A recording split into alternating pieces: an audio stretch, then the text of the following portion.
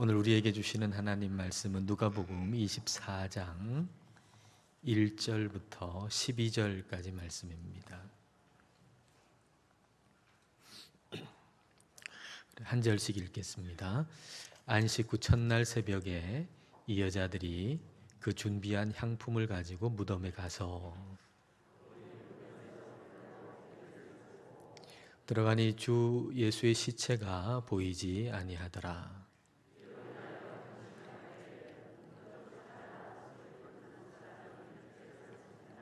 여자들이 두려워 얼굴을 땅에 대니 두 사람이 이르되 어찌하여 살아 있는 자를 죽은 자 가운데서 찾느냐.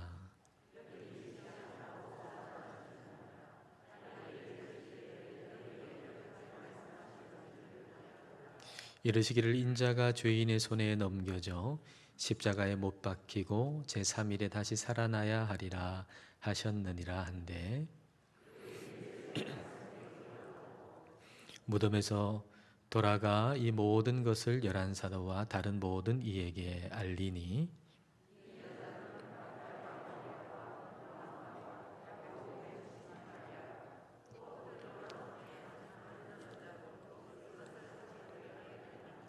사도들은 그들의 말이 허탄한 듯이 들려 믿지 아니하나 베드로는 일어나 무덤에 달려가서 구부려 들여다보니 세마포만 보이는지라 그 된 일을 놀랍게 여기며 집으로 돌아가니라. 아멘. 적당한 신앙이라고 하는 게 가능할까요? 여러분 어떻게 생각하시나요? 적당하게 신앙생활을 한다는 게 가능한 일일까요? 예수님을 믿는 우리가 적당하게 신앙생활을 유지할 수가 있을까요? 성경은 그것이 가능하지 않다는 것을 우리에게 가르쳐 주십니다. 에베소서 4장 13절 말씀을 보겠습니다. 우리가 다 하나님의 아들을 믿는 것과 아는 일에 하나가 되어 온전한 사람을 이루어 그리스도의 장성한 분량이 충만한 데까지 이르리니. 여기 파란색으로 된 부분을 현대어 성경 번역으로 다시 한번 보겠습니다. 주 안에서 완전히 성숙한 인간이 될 것입니다.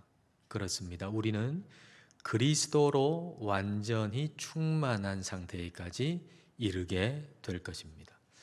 우리가 완전히 성숙한 인간, 완전히 그리스도로 충만한 상태에 이르게 될 거라고 말씀을 해주고 있습니다. 우리 하나님 우리에게 바라시는 것이 바로 이거죠.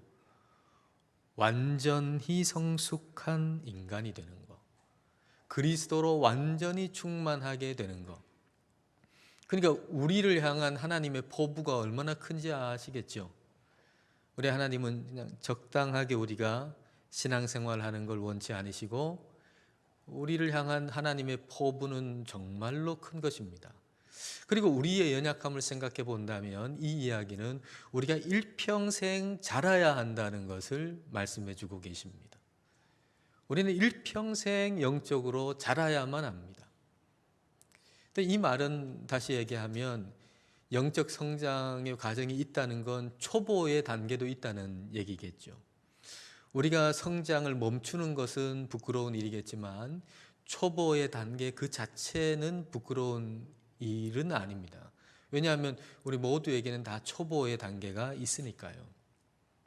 오늘 말씀 1절에서 우리는 그 부활의 신앙의 초보 단계를 볼 수가 있습니다. 1절을 여러분 보실까요?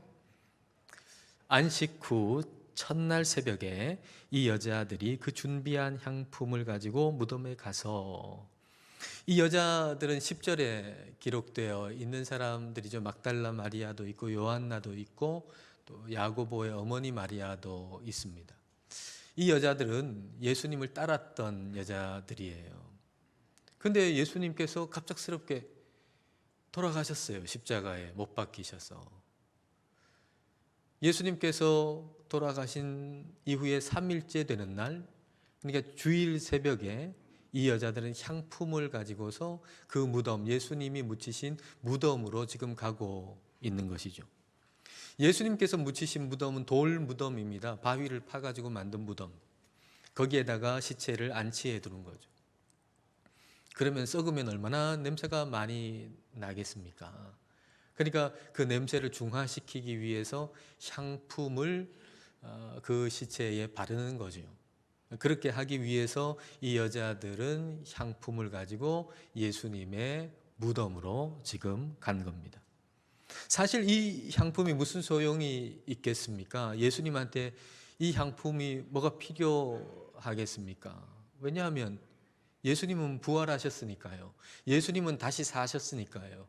그러니까 시신에다가 바르는 향품이 조금도 필요하지 않는 거죠. 그러나 이 여자들은 예수님께서 다시 사셨다는 것을 꿈에도 생각하지 못했습니다. 그러니까 부활 신앙에 있어서 이 여자들의 신앙 수준은 어린 아기 같다, 이렇게 말할 수가 있을 겁니다.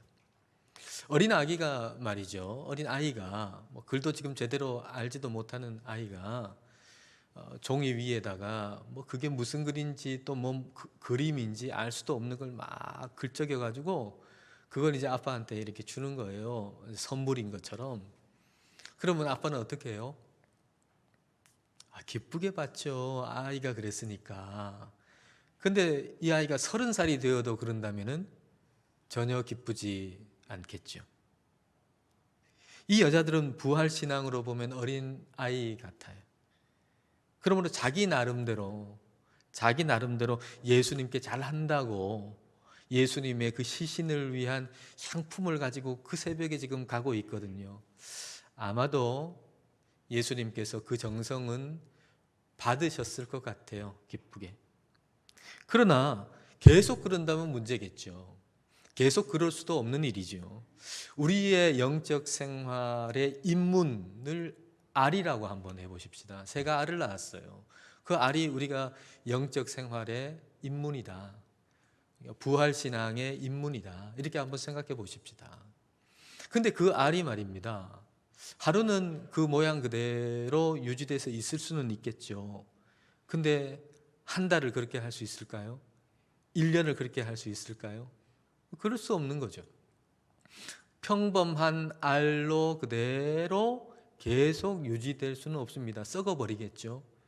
그러면 어떻게 돼야 되나요? 썩는 게 아니면 어떻게 돼야 되나요? 부화하는 거죠. 부화하면은 이제 나는 법도 배워야 돼요. 이 새가. 그리고 먹이를 잡는 법도 배워야 돼요. 그렇게 계속해서 성장하고 자라는 겁니다. 여러분, 적당한 신앙은 유지될 수가 없습니다. 우리가 신앙생활을 한다는 것 자체가 이미 잘한다는 거예요. 그러니까 우리는 적당한 신앙을 결코 유지한다는 거, 이것은 가능하지 않은 얘기입니다. 자라지 않는 채로 그대로 있으면 썩게 됩니다. 유지되는 것이 아니고 더 악화됩니다. 자, 2절부터 4절 전반절입니다. 돌이 무덤에서 굴려 옮겨진 것을 보고 들어가니 주 예수의 시체가 보이지 아니하더라. 이로 인하여 근심할 때에. 무덤에 돌 문이 옮겨져 있는 거예요. 가보니까. 그리고 무덤이 비어 있어요. 예수님의 시체가 없는 거예요. 그래서 근심하게 됐다 그랬어요. 왜 근심했을까요? 누가 예수님의 시신을 가지고 갔다라고 생각하니까 이게 참 근심이 생긴 것이죠. 향품을 가지고 와가지고 예수님의 시신의 시체에 바르겠다라고 하는 수준의 신앙이 계속 유지될 수가 없는 거예요. 그게 어떻게 유지가 될 수 있겠어요? 나는 예수님의 시신에 향품을 정성스럽게 바르겠다라고 하는 신앙이 오늘도 내일도 계속 유지될 수가 있나요? 이거 불가능한 일이죠. 그대로 그것을 유지하려는 한 더 악화될 수밖에 없는 겁니다. 이 여자들이 무덤에 와보니까 그 부활신앙의 초보 단계에서 이 무덤에 와보니까 근심이 된 거예요. 예수님이 죽어서 무덤에 묻힌 것도 비극인데 시체마저 없어졌다고 생각하니까 더더욱 비극인 거죠. 근데 이 비극 이야기를 누가 써준 게 아니고 자기 스스로 쓰고 있는 거예요. 예수님을 따르던 여자들이란 말이죠. 근데 이 사람들이 계속해서 비극 이야기를 써가고 있어요. 예수님을 믿는다고 예배당에 나와서 예배를 드리는 사람도 그 삶 가운데 계속해서 비극 이야기를 써가고 있는 사람들이 있어요. 여러분은 지금 삶 가운데 비극 이야기를 써가고 있지 않습니까? 어떤 작가가 말하기를 비극 쓰는 게 훨씬 쉽대요. 희극 쓰는 것보다. 비극을 쓰는 게 훨씬 쉽대요. 우리 인생도 그렇겠죠. 우리의 인생에서도 우리는 계속해서 우리 자신의 마음속에서 우리의 삶에서 비극을 써내려가는 것이 훨씬 더 쉬울 겁니다. 특별한 조치를 취하지 않는 한 우리는 비극을 써내려가는 것을 더 쉽게 여기는 존재죠. 이 여자들도 그랬어요. 무덤에 돌문이 굴려져 있다는 거, 그리고 무덤이 비어 있다는 거, 그걸 가지고 비극을 쓴 거죠. 근데 그건 비극의 소재가 아니에요. 사실 그 돌문이 굴려져 있다는 거, 그리고 무덤이 비어 있다는 거, 그것은 우리 주님께서, 우리 하나님께서 그들에게 소망을 주시기 위해서 그렇게 하신 거예요. 얼핏 생각하면 여러분, 그 무덤에 이 돌문이 이렇게 굴려져 있는 게 예수님을 위한 거라고 생각하기 쉬워요. 예수님 안에 살아나셨으니까 거기서 나오실 수 있도록 돌문이 이렇게 굴려져 있다, 이렇게 생각하기 쉬운데 아닙니다. 그렇지 않습니다. 그 돌문이 굴려져 나온 것은, 그것은 예수님을 위한 게 아니라 그곳을 찾아온 여인들을 위한 거예요. 여러분 아시죠? 예수님께서 부활하셨을 때에 그 몸이 어떤 몸이었나요? 이렇게 만지면 만져지는 진짜 몸이었어요. 그리고 음식도 드실 수 있는 그런 몸이셨어요. 그래서 제자들이 문을 닫고 있는데 문이 닫혀 있기 때문에 못 들어가는 몸이었나요? 아니요. 닫혀져 있는 문이었지만 그 안으로 들어가실 수 있는 문이었어요. 몸이었어요. 그러니까 예수님께서 부활하셨을 때 그 무덤의 돌문이 이렇게 옮겨져 있어야 나오실 수 있는 그런 몸이 아니었단 말이에요. 그 돌문이 닫혀져 있어도 나오실 수 있는 몸이셨어요. 그러면 그 돌문이 열려져 있다는 거, 그 누구를 위한 겁니까? 이 여인들을 위한 거죠. 여인들을 위한 거예요. 천사들이, 우리 하나님께서 천사를 통해 가지고 그 돌문을 옮겨 놓았고 예수님이 다시 사셨다는 거, 이걸 알게 해 주신 것이죠. 근데 여인들이 비극의 소재로 사용했던 그 일이 실제로는 소망의 이야기를 써야 할 소재였다는 얘기입니다. 여러분 가만히 생각해 보세요. 우리 인생도 마찬가지. 우리가 예수 그리스도 안에 있다면 우리의 삶 가운데 내가 비극의 소재로 사용해서 비극의 이야기를 써내려가는, 바로 거기서 우리는 소망을 발견할 수 있다는 얘기죠. 여러분께서 지금 비극의 소재라고 생각하고 비극의 이야기를 써가고 있는 바로 거기서 소망을 발견할 수 있게 되기를 축복합니다. 그러려면 말씀을 기억해야 돼요. 하나님의 말씀을, 우리 주님의 말씀을 기억해야 돼요. 이 여인들의 신앙의 전환, 그 신앙이 자란 거, 부활 신앙이 자란 거, 이것은 예수님의 말씀을 기억하는 데서부터 시작됐습니다. 6절과 7절을 보겠습니다. 이 두 천사가 그 말씀을 기억나게 하는 거죠. 여기 계시지 않고 살아나셨느니라. 갈릴리에 계실 때에 너희에게 어떻게 말씀하셨는지를 기억하라. 이르시기를 인자가 죄인의 손에 넘겨져 십자가에 못 박히고 제3일에 다시 살아나야 하리라 하셨느니라 한데, 이미 하셨던 말씀을 기억해라, 그렇게 말씀하시죠. 우리로 말하자면 이미 기록되어 있는 성경 말씀을 한 펼쳐서 읽어보고 기억해라, 그런 말씀이죠.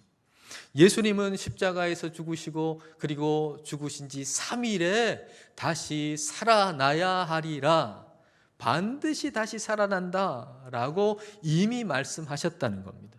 이 여자들이 이 말씀을 기억했어요.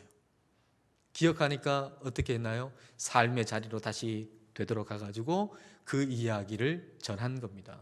그 이야기를 전했다는 것은 소망의 이야기를 전했다는 거예요. 소망의 이야기를 전했다는 것은 비극 이야기를 쓰는 것을 집어치웠다는 거예요. 그동안에는 마음속으로 계속 비극, 슬픔 그런 이야기를 써내려갔는데 이제는 그 비극 이야기 쓰는 것 집어치우고 소망의 이야기를 쓰기 시작했다라고 하는 겁니다. 여러분, 여러분의 삶에 지금 쓰고 있는 비극의 이야기 집어치우십시오. 여러분 삶 가운데 조금 어려운 거, 아니 진짜 어려운 거, 그거 가지고서 슬픔의 이야기, 비극의 이야기를 지금 계속 써나가고 계시다면 그 비극의 이야기 써내려가는 거 집어치우세요. 그리고 소망을 이야기하시고 소망을 노래하십시오. 오늘 주보에 찬송가 171장, 우리가 오늘 예배 마지막에 부를 찬송가인데요, 그 찬송가 해설이 나와요. 그 찬송가의 가사를 그대로 직역한 것이 거기에 기록되어 있는데요. 자, 한번 볼까요? 1절에 가사를 원문 그대로 번역하면 이렇게 됩니다. 하나님께서 아들을 보내셨는데 사람들은 그를 예수라 불렀다. 예수는 사랑하러 오셨고 고쳐주고 용서하러 오셨다. 그가 사심으로써 나는 내일이 있고 그가 사심으로써 나는 두려움이 전혀 없다.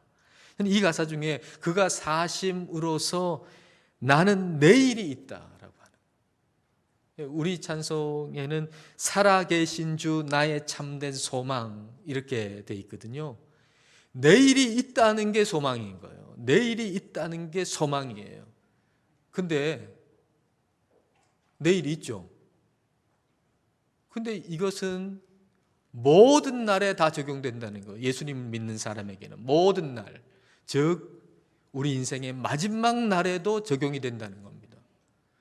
우리 인생의 마지막 날, 오늘 죽어요. 마지막 날이죠. 그러나 내게는 내일이 있다라고 하는 거예요. 프랑스의 문호인 빅토르 위고가 이걸 참 잘 표현했다고 생각해요. 이렇게 얘기를 했어요. 나는 무덤에 들어갈 때에 하루의 일과를 마쳤다고 말할지언정 내 일생을 마쳤다고는 말하지 않으리라. 나는 그 다음 날에도 여전히 일할 것이기 때문이다. 죽음은 막다른 골목이 아니라 새로운 삶을 향한 통로이다. 죽는 날, 그 죽음의 날, 마지막 날, 하루의 일과를 마쳤다고 얘기할 것이다 라고 하는 거예요. 내 일생 마치고 이제 끝났다라고 하는 게 아니고 하루의 일과를 마쳤다. 그리고 내일이 있다는 거예요. 여전히 내일이 있다는 거예요. 오늘 마지막 날인데, 내 인생의 마지막 날인데 내일이 있다는 거예요. 여러분, 부활신앙을 가진 저와 여러분에게는 그것이 인생의 마지막 날이라 할지라도 내일이 있는 것입니다. 그래서 우리는 이제 끝났다라고 생각되는 그런 상황 속에서도 소망을 가지는 거예요. 여러분, 정말 그럴 때가 있잖아요. 우리가 살아갈 때 정말 끝났다, 실패해도 이렇게 실패할 수 있을까, 넘어져도 이렇게 넘어질 수 있을까 할 정도로 완전 바닥으로 내려갔을 때 이제는 정말 내 인생이 끝났다라고 생각되는 그 순간에도 부활신앙을 우리가 가지고 있으면 우리는 내일이 있다라고 소망을 가질 수 있다는 것입니다. 여러분, 절망은 내일을 못 보는 거예요. 오늘 상황이 너무 힘들기 때문에 절망하는 게 아니에요. 내일을 못 보기 때문에 절망하는 거예요. 소망은 내일을 보는 거예요. 내일을 보면 소망이 우리에게 있어요. 오늘 실패했다고 그로 인해서 여러분 안에 있는 슬픔, 그것을 더 진하게 만들지 마세요. 그 슬픔에 계속 슬픔을 덧칠해가지고 그 슬픔을 아주 진하게, 더 진하게 만드는 일을 여러분 하지 마세요. 주님께서 베드로의 실패를 아셨잖아요. 베드로가 영적으로 실패할 걸 아셨어요. 예수님을 부인할 걸 다 아셨단 말이에요. 근데 베드로가 실패한 다음에 나는 안 돼, 난 정말 몹쓸 인간이야, 그러면서 그 슬픔에 슬픔을 덧칠하고 아픔에 아픔을 덧칠하고 그렇게 해서 절망 가운데 계속 살기를 주님 원치 않으셨어요. 그래서 그를 위해 기도하셨죠. 그리고 그의 미래가 어떤 미래가 되어서 그가 살 것인가라고 하는 걸 실패하기 전에 미리 말씀해 주셨어요. 그게 누가복음 22장 32절에 기록되어 있죠. 그러나 내가 너를 위하여, 예수님께서 베드로를 위해서 너의 믿음이 떨어지지 않기를 기도하였노니 너는 돌이킨 후에 내 형제를 굳게 하라. 너는 돌이킨 후에 내 형제를 굳게 하라. 베드로는 영적 여정에서 실패했어요. 넘어졌어요. 예수님을 3번씩이나 모른다고 부인했어요. 그러나 그것으로 인해 가지고 슬픔 위에 슬픔을, 좌절 위에 좌절을 덧칠 해가지고 나는 안 돼, 그러질 않았어요. 부활하신 예수님을 만나고 난 다음에 자기처럼 넘어진 사람, 자기처럼 슬퍼하는 사람, 자기처럼 좌절하는 사람을 다시 일으켜 세우는 사명자로 살았단 말이에요. 여러분 삶에 절망한 게 없나요? 영적인 것이 되었든지 다른 것이 되었든지 여러분 삶 가운데 여러분 자신에게 좌절한 것이 없나요? 그 슬픔 가운데, 좌절 가운데 또 슬픔을 낳고 좌절을 낳고 그 슬픔을 자꾸 키워가지고 그 슬픔이 너무 장성하고 힘이 세가지고 이제는 더 이상 그 슬픔을 이겨낼 수 없는 그런 처지에 있지는 않은지요. 여러분, 우리의 신앙의 초보 단계에 계속 머물면 그거 이길 수 없습니다. 오늘이 부활절이라고 하는 걸 아는 정도의 신앙의 초보에 머무르는 데에서 벗어나십시오. 여러분, 오늘 다 아시잖아요. 오늘 무슨 날이에요? 오늘 부활절이잖아요. 다 아시잖아요. 그런데 부활절이라고 하는 걸 아는 수준의 영적 수준으로는 우리가 아무것도 못합니다. 오늘 부활절이지. 그러면 내일 다 잊어버려요. 오늘 부활절이라는 거 내일 되면 다 잊어버려요. 그런 초보의 수준으로서는 아무것도 못한다고요. 그런 영적 실력으로는 아무것도 못한다고요. 그러므로 우리의 부활신앙을 장성한 분량까지 자라도록 해야 돼요. 우리는 자라가야 돼요. 그래서 지금 혹시 여러분이 절망하고 계시다면 그 절망하는 것처럼 절망하는 사람들을 일으켜 세워주는 사람이 되십시오. 이게 우리 주님이 베드로에게 원하시는 것일 뿐만 아니라 저와 여러분에게 원하시는 것입니다. 그런데도 이런 분이 있을 거예요. 안 믿어지는데 어떡합니까? 오늘 부활절이라고 하는 거 알아요. 근데 죽은 사람이 다시 살았다니 그거 어떻게 믿습니까? 안 믿어지는데 어떡합니까? 그런 분 계실 거예요. 근데 예수님의 제자들도 그랬답니다. 자, 11절을 여러분 보십시오. 사도들은 예수님의 제자들이죠. 그들의 말이 예수님 다시 사셨다라고 하는 말이 허탄한 듯이 들려 믿지 아니하나. 예수님 다시 사셨다는 말이 허탄하게 들렸다. 영어 번역에는 이 허탄하다는 게 넌센스라고 번역이 되어 있어요. 넌센스. 말도 안 되는 터무니없는 그런 소리라는 거죠. 다른 것은 다 믿어지는데 아니 죽은 자가 다시 사셨다? 이거 어떻게 믿냐? 말도 안 되는 소리다. 넌센스다라고 하는 거죠. 더군다나 여러분 생각해 보시면 성경이 말씀하시는 예수님의 부활은 예수님만의 부활이 아니라 그 부활은 첫 열매라 그랬어요. 부활의 첫 열매. 다시 말하면 예수님이 부활하셨기 때문에 예수님 안에서 저와 여러분도 부활한다는 거예요. 저와 여러분도. 그 얘기에 대해서 넌센스다, 말도 안 된다, 터무니없다라고 생각하시는 분이 있을 거예요. 근데 여러분 성경에 이해 안 되는 게 이것뿐이겠습니까? 성경에 이해 안 되는 게 수두룩하잖아요. 우리의 머리로는 도저히 납득이 안 되고 이해가 안 되는 것들이 성경에 얼마나 많습니까? 저는 여러분이 혹 성경을 읽으시다가 정말 납득도 안 되고 이해도 안 되고 이건 넌센스다라고 생각되는 그런 부분이 있을 때 그것에 대해서 생각을 한번 이렇게 가지시기를 원해요. 여러분 생각해 보세요. 하나님께서 왜 이해도 못하는데 근데 왜 수준 높은 얘기를 그렇게 하실까 하는 얘기예요. 우리가 이해도 못하는데 예수님께서 십자가에서 죽으시고 또 부활하시기 이전에 이미 제자들한테 예수님 십자가에 죽으신다는 거 그리고 죽은 이후에 다시 사신다는 얘기 몇 차례나 하셨어요. 근데 제자들은 그걸 이해도 못했어요. 기억도 못했어요. 근데 이해도 못하고 기억도 못하고 그런 수준 낮은 제자들한테 왜 그런 수준 높은 얘기를 계속 하셨느냐는 얘기예요. 그 마음이 무엇이냐는 거죠. 우리 주님의 마음이 무엇이냐는 거예요. 왜 그렇게 이해도 못하고 기억도 못하고 그런 제자들한테 왜 그런 수준 높은 얘기를 계속 하셨을까라고 하는 거죠. 그 마음은 다름 아닌 아기를 대하는 부모의 마음이에요. 여러분, 가난 아기가 말이에요, 말도 못해요. 겨우 뭐 해봤자 엄마 아빠, 그것도 뭐 뜻을 이해하고 엄마 아빠라고 그러네요. 그냥 그 입모양이 엄마처럼 보이고 아빠처럼 보인다고 막 잘한다 그러죠. 그런데 그 아이한테 어떻게 하나요? 부모가 마치 이 아이가 말을 다 이해하고 말을 잘하는 장성한 사람인 것처럼 말을 건네요. 왜 그렇게 하죠? 이 아이는 말도 못해.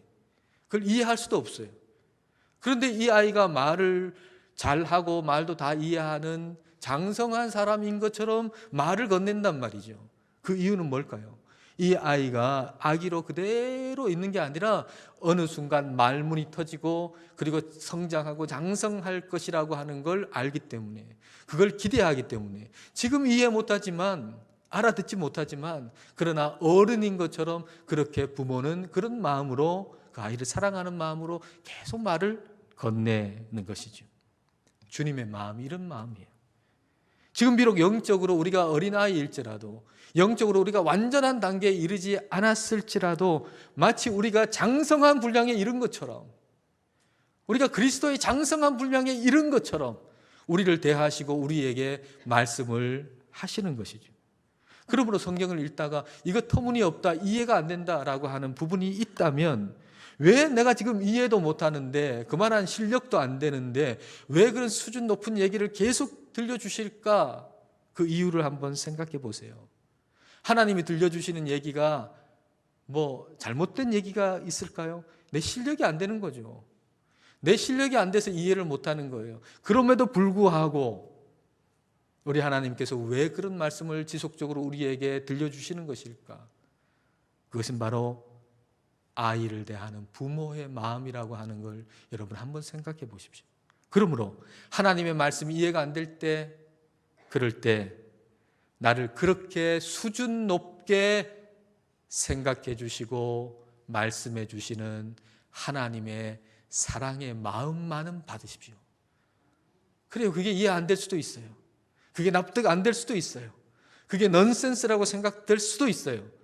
그러나 우리를 사랑해서 우리가 이해하지도 못하는 얘기를 해주시는 하나님의 사랑만큼은 받아들이십시오. 그러면 어느 순간 영적으로 성장해가는 나 자신을 발견하게 될 겁니다. 하나님이 여러분을 향해서 가지시는 계획, 하나님이 여러분을 향해서 가지시는 기대는 여러분이 생각하는 것을 완전하게 넘어서는 겁니다. 하나님이 여러분을 위해서 향해서 가지시는 포부는 정말로 큰 것입니다.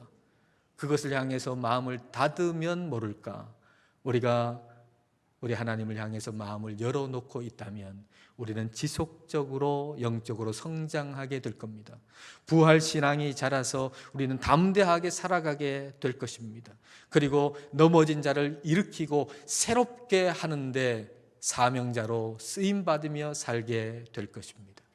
그렇게 우리의 영적인 성장이 일평생 지속되는 삶을 살아가시는 저와 여러분 되시기를 축복합니다. 기도하시겠습니다.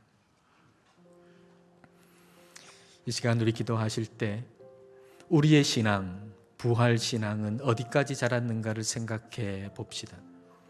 아직 어린아이여서 부활절인 오늘 예수님께 필요도 없는 향품을 가지고 오지는 않았는지를 생각해 봅시다. 그리고 옮겨진 돌문과 빈 무덤 때문에 근심하고 있는 여인들처럼 부활하신 예수님을 잊어버린 채 슬픔을 계속 덧칠하고 있지는 않은지를 살펴봅시다.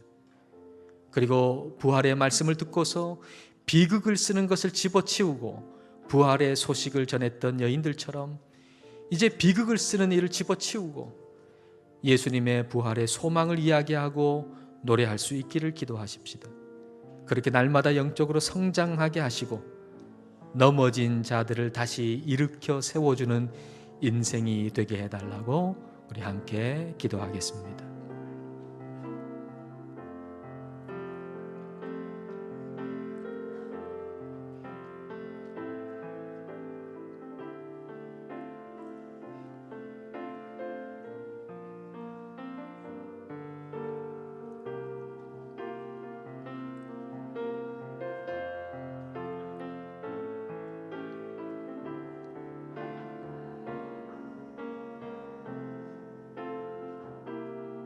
하나님 아버지, 옮겨진 돌과 빈 무덤은 소망에 쌓인 이었건만 부활절 아침 무덤을 찾은 여자들은 그것으로 인해서 근심했습니다.